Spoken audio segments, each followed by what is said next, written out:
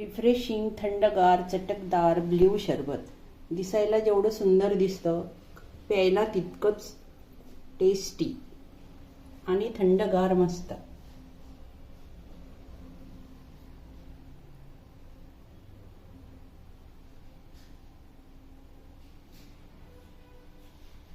सर्वात आधी घेतलं आहे मी 1 लिटर पाणी। तुम्हाला जेवढं शरबत बनवायचं ना तेवढं पाणी घ्यायचं। यामध्ये टाकते मी ही अर्धी वाटी पुदिन्याची पानं आणि अर्धा कप साखर आणि हा जो लिंबू आहे ना याच्यावरची थोडीशी साल आपल्याला क्रश करून याच्यामध्ये टाकायची आहे। ही साल आपल्याला अगदी थोडीशी टाकायची, जास्त बिलकुल नाही टाकायची, नाहीतर मग काय होईल थोडंसं कडवटपणा येतो। मग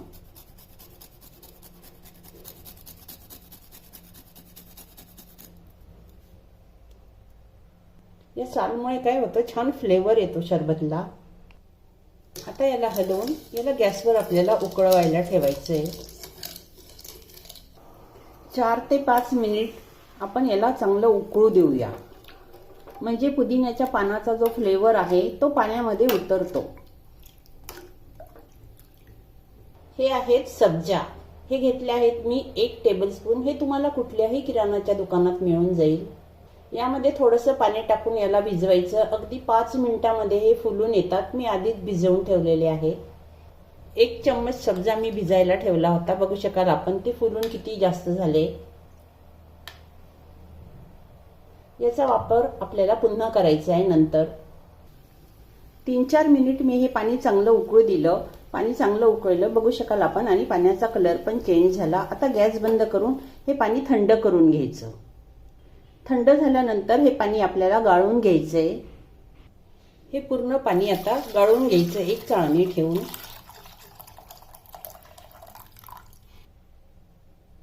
हे गाळलेलं पाणी आता मी थंड करायला फ्रीज मध्ये ठेवते, तोपर्यंत आपण दुसरी प्रोसेस करायची। आता बनवायचं आहे ब्ल्यू सिरप। त्यासाठी त्याच पातेलीमध्ये मी घेते 1 कप पाणी, 1 कप पाणी आणि अर्धा कप साखर। अर्धा टीस्पून घ्यायची आहे भाजलेल्या जिऱ्याची पावडर,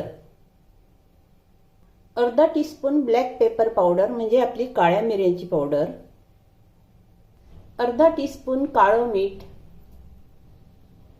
आणि शरबत छान चटकदार व्हावं म्हणून 1 टीस्पून चाट मसाला।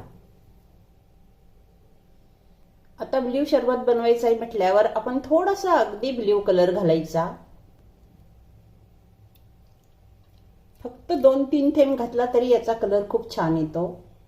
कलर तसं बघितलं तर ऑप्शनल आहे, पण कलर घाला। हे सर्व मिक्स करून घेऊया। याला आता मी उकळायला ठेवलं।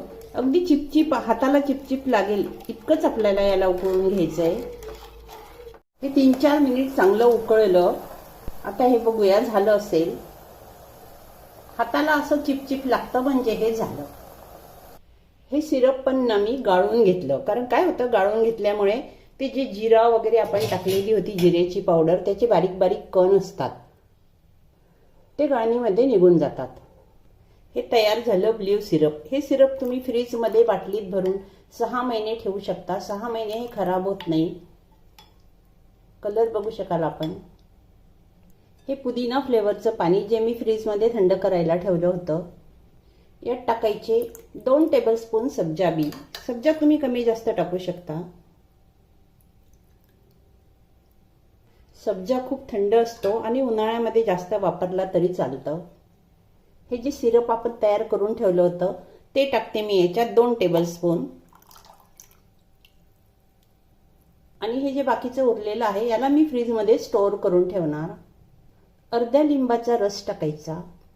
लिंबूमुळे याला आणखी छान टेस्ट येते। तुम्हाला जास्त आंबट गोड आवडत असेल तर तुम्ही 1 लिंबू सुद्धा टाकू शकता यामध्ये।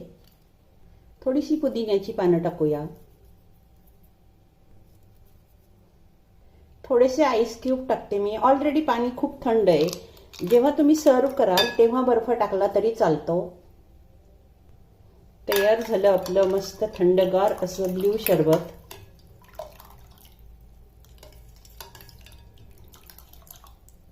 हे आता सर्व करायचं।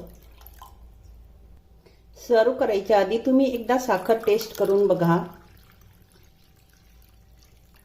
मी टेस्ट केलं. आपण जे प्रमाण घेतलं आहे ते अगदी परफेक्ट आहे. तर आपण सुद्धा हे सरबत नक्की ट्राय करा.